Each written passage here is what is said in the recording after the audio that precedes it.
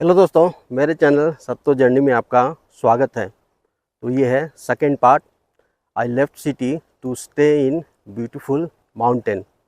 तो कल के ब्लॉग में मैंने जो स्टोरी था हाफ शेयर किया था और जो आधा स्टोरी है आज के ब्लॉग में शेयर कर रहा हूँ। तो कल के ब्लॉग में बताया था माउंटेन में रहना, स्टे करना बहुत अच्छी बात है। फ्रेश हवा मिलता है, फ्रेश एटमॉस्फेयर है, गर्मी ना के बराबर रहती है, ज़्यादातर ठंडी रहती है। हर कोई पहाड़ों में ही रहना चाहते हैं। खासकर देखेंगे कि बहुत लोग 2-4 साल 10 साल में घूमने के लिए आते हैं हिल स्टेशन, 2 दिन के लिए 4 दिन के लिए, और वो घूम के वापस जाते हैं। उसी मेमोरी को वो संजो के रखते हैं। ऐसी जगह में यदि आप रह रहे हो तो इससे बड़ी बात क्या होगी। मैं जिस लोकेशन में रहता हूँ वो कहलाता है न्यू मनाली का एरिया। मनाली मॉल रोड से 2-2.5 किलोमीटर की दूरी पर है, जिसे अलाउ भी बोलते हैं। तो यहाँ पे रहेंगे तो यहाँ पर भी बिल्कुल हिमाचली होम जैसा तो नहीं मिलेगा। न्यूली कंस्ट्रक्टेड जो भी है कंक्रीट और पत्थर से जैसे आम घर बनते हैं ना, यहाँ पर भी वैसे ही घर बने हुए मिल जाएंगे। कुछ कुछ इस तरह का लोकेशन दिख रहा है जहाँ पर मैं रहता हूँ, न्यू मनाली एरिया में। तो ये बिल्कुल अभी अभी डेवलप होना चालू हुआ होगा, मेरे ख्याल से 10 या 12 साल पहले ये डेवलप नहीं था। तो ये न्यू एरिया है बिल्कुल। जब माल रोड मनाली के पास वाला एरिया फिल हो गया तो इधर डेवलप होना चालू हुआ। तो इस लोकेशन में भी बहुत सारे घर मकान बने हैं और बहुत सारे यहाँ पर जो लोग रहते हैं हिमाचल के भी और जो बाहर के आकर भी यहाँ पर बसे हुए हैं, वो रेंटेड हाउस यहाँ पर ईजिली मिल जाता है। मैं हूँ अभी सेब के बागीचे में, न्यू मनाली में ही। तो ये सेब लगे हुए हैं, तो ये फसल बिल्कुल तैयार होने वाली है। 10 से 12 दिन या 15 दिन में ये फसल तैयार हो जाएगी। और ये सेब की वैरायटी कहलाती है रेड गाला सेब। इस सेब को खा सकते हैं, लेकिन ध्यान रखें, देखने में अच्छा लग रहा है, लाल लग रहा है, लेकिन यहाँ पर पेस्टिसाइड का काफ़ी इस्तेमाल होता है। जब फूल आते हैं तभी से लेकर अभी भी पेस्टिसाइड का इस्तेमाल करते रहते हैं, इसमें सेब ख़राब ना हो। तो सेब यदि खाना है तो उसे पानी में अच्छी तरह धो लें, पोंछ लें, उसके बाद सेब को खाएं। यदि ये सेब खा लेंगे डायरेक्ट तो पेस्टिसाइड भी साथ में खाएंगे, तो जितना फ़ायदा नहीं होगा सेब खाने का, उससे ज़्यादा तो नुकसान हो जाएगा। पहाड़ों में रहने का एक हार्ड पार्ट ऑफ लाइफ है। एक तो मैंने सॉफ्ट पार्ट बताया आपको, अच्छा जगह है, गर्मी नहीं लगती, हिल स्टेशन है, व्यू अच्छे दिखते हैं। लेकिन एक दूसरा मुश्किल पहलू भी है यदि पहाड़ों में रहते हैं, खासकर हिमाचल के ऊंचाई वाले एरिया में या किसी भी हिमालयन रीजन के ऊंचाई वाले क्षेत्र में आप रहेंगे। तो मनाली के बारे में मैं बता दूं, जैसे कल मैंने एक पहलू के बारे में आप लोग को अवगत कराया था, ट्रांसपोर्ट, यातायात के बारे में। यदि आपके पास खुद की गाड़ी नहीं है, 2 व्हीलर 4 व्हीलर, तो दिक्कतों का सामना करना पड़ेगा आने जाने के लिए। पहाड़ी एरिया है, हम लोग तो प्लेन से बिलोंग्स करते हैं, तो यहाँ पर 2 किलोमीटर 1 किलोमीटर चलेंगे भी ना तो सांस फूलने लगेगी, आदत नहीं है। जो लोग यहीं के हैं, यहीं पैदा हुए हैं, इसी परिवेश में पले बढ़े हैं, उनके लिए तो कोई दिक्कत नहीं, वो बचपन से ही करते आ रहे हैं। कहीं भी चलना हो 10 किलोमीटर चल लेंगे, सामान लेकर 20 किलो 25 किलो वज़न लेकर आ जाएंगे, उनका तो हैबिट बन चुका है। लेकिन हम लोग की ऐसी आदत नहीं है। तो यहाँ यदि रहना, किसी भी माउंटेन एरिया में आप रहें भारत में, तो खुद की गाड़ी होना, 2 व्हीलर या 4 व्हीलर होना बिल्कुल ज़रूरी है। और एक सबसे जो हार्ड पार्ट है यहाँ मनाली में रहने का, मनाली में क्या है कि बर्फ़बारी होती है, खासकर मनाली टाउन में भी।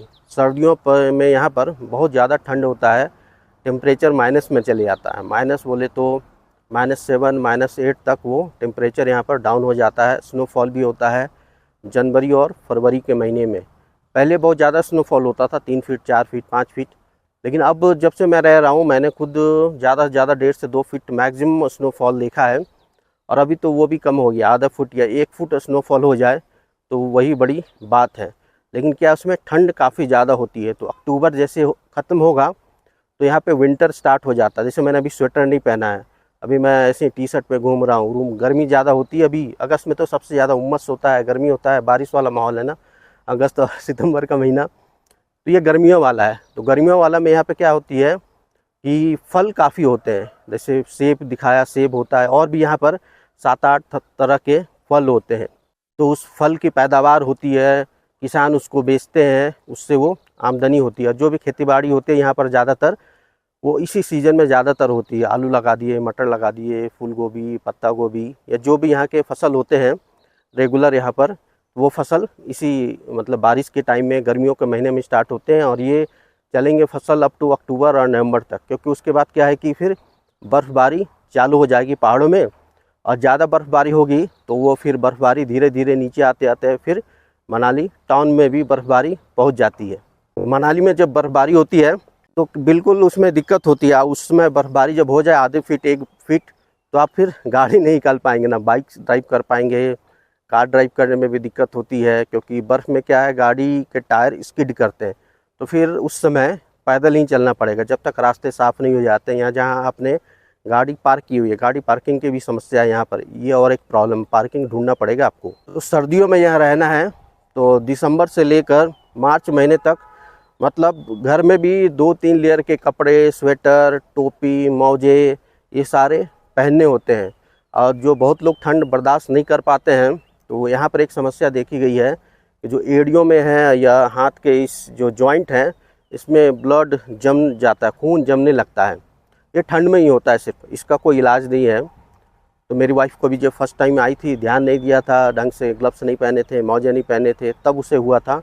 उसके बाद से डॉक्टर के पास विजिट किए, उन्होंने कहा इसका कोई उपाय नहीं है, पेन किलर लीजिए, थोड़ा सेकिए, धीरे धीरे ठंड कम होगा, ऑटोमेटिक ये ठीक हो जाएगा। तो इसका कोई उपाय नहीं है, तो इसके लिए आपको प्रिकॉशन लेना पड़ता है, यहाँ पर ध्यान देना पड़ता है। और कपड़े हमेशा घर में पहन के रहने पड़ते हैं, धूप कम निकलती है, बाहर निकलेंगे तो वहाँ पर भी जैकेट पहनिए, सब कुछ पहन के मतलब बाहर निकलिए। तो ठंड इतनी ज़्यादा होती है कि फिर ठंड लगने की भी संभावना होती है।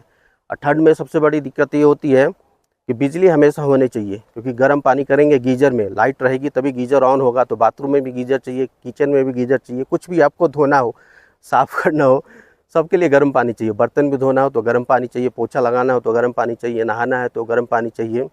उस समय बिजली की खपत ज़्यादा होती है तो इसलिए बिजली बिल भी ज़्यादा आता है।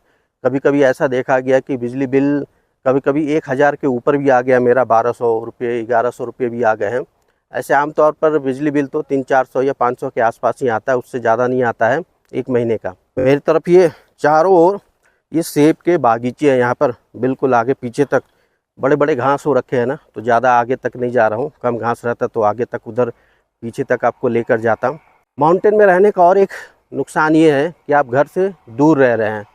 तो जैसे पर्व त्यौहार होते हैं, जिधर से मैं बिलोंग करता हूँ, बंगाल बॉर्डर के पास है मेरा घर, तो वहाँ पे दशहरा काफ़ी धूमधाम से मनाया जाता है। दुर्गा पूजा, पहली दुर्गा पूजा से लेकर 10वीं तक काफ़ी धूमधाम से मनाया जाता है। बंगाल में तो 10 दिन छुट्टी रहती है, हमारे तरफ भी 4 दिन छुट्टी रहती है, 7वीं, 8वीं, 9वीं और 10वीं। तो उधर काफ़ी धूमधाम से मनाया जाता है, मूर्ति पूजा होती है, पंडाल होते हैं, मेला लगता है, लोग घूमने जाते हैं।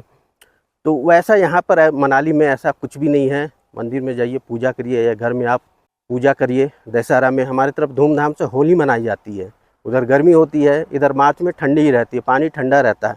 होली खेलेंगे तो कैसे खेलेंगे, पानी वाली।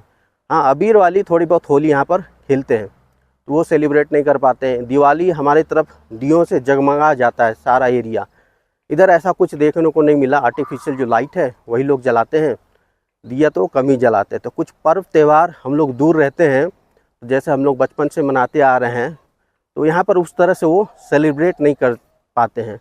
तो वो चीज़ कभी कभी खलता है यदि पहाड़ों में रह रहे हैं और काफ़ी दूर रह रहे हैं, और इतना दूर है कि आप जल्दी जा भी नहीं पाएंगे। जैसे घर मुझे जाना हो तो यहाँ से दिल्ली जाऊँगा मैं, वॉल्वो बस है, फिर भी 12 घंटे लेगा वो। फ़्लाइट भी पकड़ूँ तो मुझे 3-4 घंटे पहले एयरपोर्ट पहुँचना पड़ेगा, फ़्लाइट लूँगा, फिर भी कम से कम नहीं तो मुझे 18 घंटे तो यहाँ से निकलकर घर पहुँचने तक वो लग ही जाएंगे। तो घर पहुँचना भी आसान ही है कि जल्दी 3-4 घंटे में या 5 घंटे में यहाँ से निकल के घर पहुँच जाए और वहाँ पर जो फंक्शन है वो सेलिब्रेट कर पाएँ। साथ ही साथ शादी विवाह होता है किसी रिश्तेदार का, उसमें भी आना जाना पड़ता है, उसकी भी एक समस्या रहती है, क्योंकि जर्नी काफ़ी लंबी है। यहाँ से जाएंगे, फ़्लाइट से जाए थोड़ा कम समय लगेगा, ट्रेन से जाएँ तो दिल्ली से करीब यदि राजधानी पकड़ेंगे फिर भी 14 to 15 आवर लग जाता है। तो कुल मिला के 24 घंटे से ज़्यादा ही लग जाते हैं, 32 घंटे, 36 घंटे। तो सफ़र काफ़ी लंबा रहता है, इसलिए आने जाने की भी एक परेशानी है काफ़ी दूर रहने के कारण। तो ये एक थोड़ा हार्ड पार्ट ऑफ लाइफ है यदि माउंटेन में रह रहे हैं तो। बहुत लोग हिमाचल में रहना चाहते हैं, सेटल होना चाहते हैं। उसके संबंध में बता दूं, हिमाचल में जो बाहर के लोग हैं वो लैंड नहीं खरीद सकते। कुछ नियम कानून बने हुए हैं, आप देख सकते हो गूगल में, या आजकल तो बहुत सारे इन्फॉर्मेशन है ऑनलाइन प्लेटफॉर्म पे चेक कर सकते हैं। एक स्पेशल प्रोविज़न है, हिमाचल कैबिनेट या सरकार पास करे, वहाँ से परमिट आपको मिले तभी आप खरीद सकते हैं। आम लोगों की बस की बात ये नहीं है। हाँ, फ्लैट खरीद सकते हैं, अपार्टमेंट आप खरीद सकते हैं हिमाचल में, ऐसा कुछ है।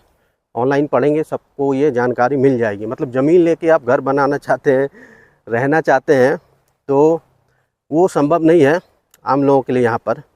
और उत्तराखंड में ले सकते हैं, संभव है, ज़मीन खरीद सकते हैं, वहाँ पर आप खेती भी कर सकते हैं। वेस्ट बंगाल चले जाइए दार्जिलिंग की तरफ, उधर भी आप रजिस्ट्री करा सकते हैं, ज़मीन ले सकते हैं। हिमाचल में नहीं खरीद सकते, हिमाचल में इस चीज़ की काफ़ी दिक्कत है। तो यहाँ पर सेटल होना चाहते हैं तो छोटे जगह में तो फ्लैट व्लैट मिलेगा नहीं आपको, ये ज़्यादातर बड़े शहरों में ही मिलेगा। शिमला या जो भी बड़े टाउन है ना, वहीं पर फ्लैट या अपार्टमेंट आपको शायद रहने के लिए मिल जाएंगे। अगले वीडियो में मैं डिटेल में बताऊंगा, वीडियो बनाऊंगा। वीडियो काफ़ी लंबा हो जाएगा कि सक्सेसफुल होटल बिजनेस करना है कहीं पर भी, जो हिल स्टेशन है इंडिया में, उसके लिए किन किन बातों का ध्यान रखें। बिजनेस करने के पहले आप सोचें कि आपको 15-20 लाख इन्वेस्ट करना है कि नहीं करना है, आप प्रॉफिट निकाल पाएंगे कि नहीं निकाल पाएंगे। बहुत सारी बारीकियां होती है उसमें, लोगों को अंदाज़ा नहीं होता है। लोग हवाई वाली बात करते हैं, कहते हैं 10 लाख 20 लाख लगाओ 40 लाख रुपये कमाओ। ऐसा नहीं है, इतना ईजी नहीं है पैसा अर्न करना होटल बिजनेस में भी। तो उसका एक अलग से सेपरेट वीडियो मैं बना के आप लोग के साथ शेयर करूँगा। कुछ लोग यहाँ पर मनाली में रहना चाहते हैं, जैसे मैं रह रहा हूँ, रूम ढूंढते हैं, वो कहते हैं हमें रूम दिलवा दीजिए। मैं मेरा खुद का पर्सनल लाइफ है, सभी के साथ टाइम तो नहीं दे सकता मैं। तो मैंने एक वीडियो बनाया, how to search room for rent in Manali. वो वीडियो मैं शेयर कर दूंगा, इस लास्ट में वो वीडियो आएगा। उस वीडियो को देखकर जो जो एरिया मैंने बताया है, यहाँ आना पड़ेगा मनाली, आपको रुकना पड़ेगा 1-2 दिन, सर्च करेंगे, घूमेंगे, तो फिर आपको रूम डेफिनेटली मिल जाएगा। मुझे 1 दिन में मिल गया था। बहुत लोगों ने मेरा वीडियो देखा है, रूम ढूंढा है, उन्हें 1 से 2 दिन में रूम मिल गया है मनाली में। सिंगल 1 BHK वाला रूम चाहिए या फिर आपको 2 BHK वाला रूम चाहिए।